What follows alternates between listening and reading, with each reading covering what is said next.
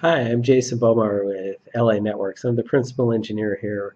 We're a Los Angeles-based Cisco Gold partner.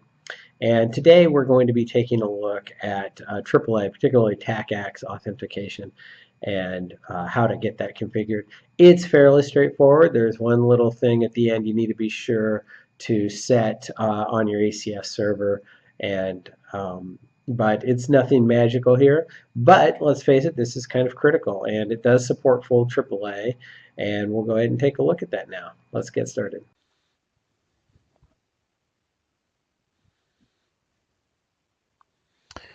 Okay, so here we are in our fabric, and we're going to come under admin, and it will, by default, drop us into the AAA section. And there's three areas we're going to want to go into here. Two of them are under the TACACS management, and then one will be under the AAA authentication. And you'll probably, if you've seen some of the previous videos, start to sense a theme here. When you need to configure something the first time, you will often do it in multiple places. After that, you might do it in one place and call some of the previous objects. The most simple example would be the concept of policies, policy groups, and profiles, right? Once I've put together a policy group that has a bunch of policies, I could reapply those, right? Or I could create a new policy group perhaps with a bunch of policies and apply that. Anyway, the first item we're going to do is come in and right click and do TACACS providers. These are effectively your TACACS servers, okay? So if I say, okay, I've got one at 10.1.1.1, right? And I've got a key.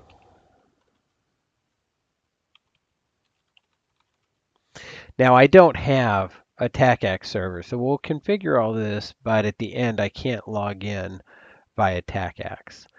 And you'll want to use that out-of-band management group that we worked on in the previous video. And so since this represents a server, and since I mentioned in other videos, redundancy is a good thing, we'll go ahead and add a second one, okay?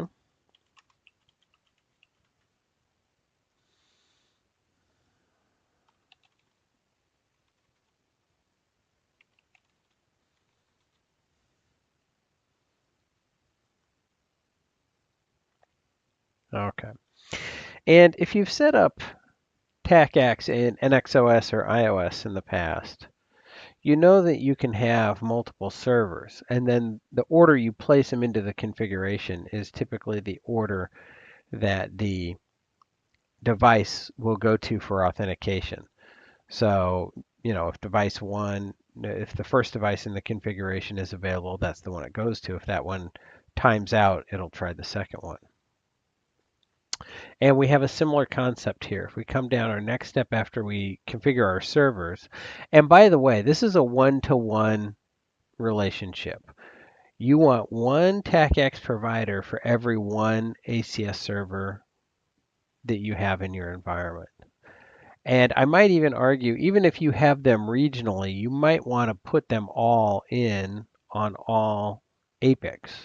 So even if I had 3 data centers globally, each with their own set of APICs and ACI gear, and at each of those data centers, I had 2 ACS servers. So I've got 6 total ACS servers globally. I'd probably add all 6 in here because as you're going to see in the provider group, I could pick only 2 of those 6 if I wanted. The reason I might do that, and we haven't gotten into this and I don't know if we will, but if I did it once, I can then easily come back in and make an edit or a change. So if I know that there's a maintenance in my, West Coast data center, if I've already got the providers in there, I could quickly add a group or add them to a group, I'm sorry, add them to a group and fail over to my East Coast ACS servers or something like that. Putting these in here like this doesn't actually enable AAA or TACACS or anything else. This is just defining your servers. We haven't done anything to attach those servers in any way, shape, or form. It's just defining them. So I'd probably put them all in. That's just my thought. Then we want to create a provider group. This is where we're going to group our servers. Remember, I just mentioned that. So, and you would want to give it a name, of course, but in this case, we'll call it TACX server group. And you click the little plus sign under providers, and the ones we just picked. Now here's a priority. So I'd mentioned before we had that capability to kind of set priority by putting the servers in a round robin type of fashion. Here, the higher the priority number, the more priority it gets. So if I put that one at priority 2, and I come in and I put my other one at priority 1, which I believe is default anyway,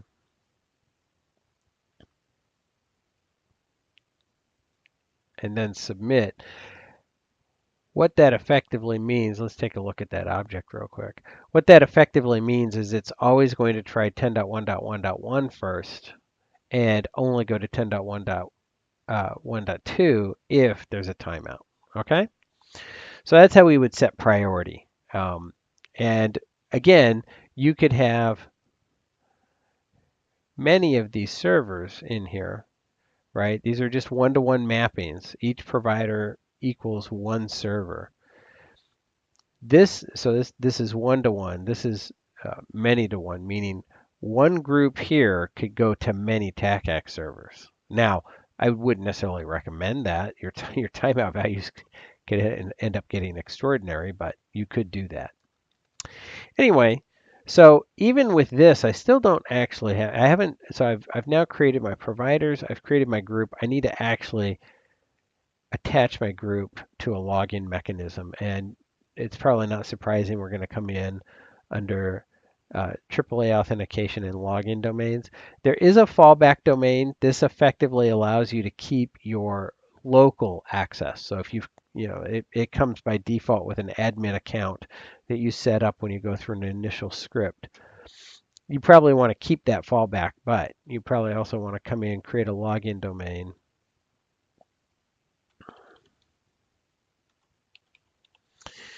Now, whatever this domain name is, by the way, and when we hit realm, and here it's asking for the provider group, we pick that provider group we just created, right? So just like in many of the other videos, we're doing something where one item gets called in the next, and then that item gets called in yet the next. So when I call this group, TACX server group, that I created here, that server group then calls these TACX providers, these TACX servers, right? 10.1.1.1 and 10.1.1.2. So you can kind of see how it builds on itself in each step.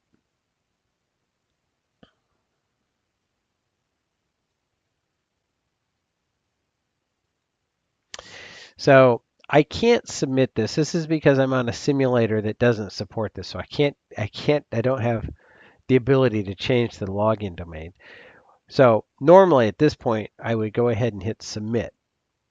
What I want to point out is then this name, okay? Remember this name, TACX login. I have to hit cancel because I can't submit. I don't have permissions on the simulator. But what that means is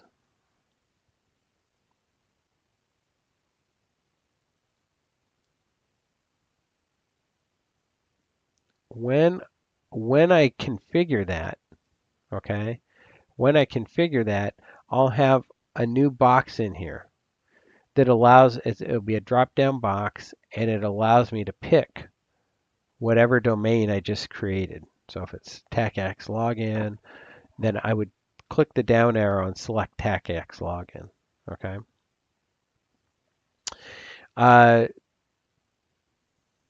The other thing you have to be aware of is on your ACS server. Now, clearly, I'm not covering how to configure your ACS server, but you do need to configure your ACS server, right? You need to add in your APIX. That's what's Well, you should actually add in your apex and your spines and your leaves because this policy, I believe, will apply to all.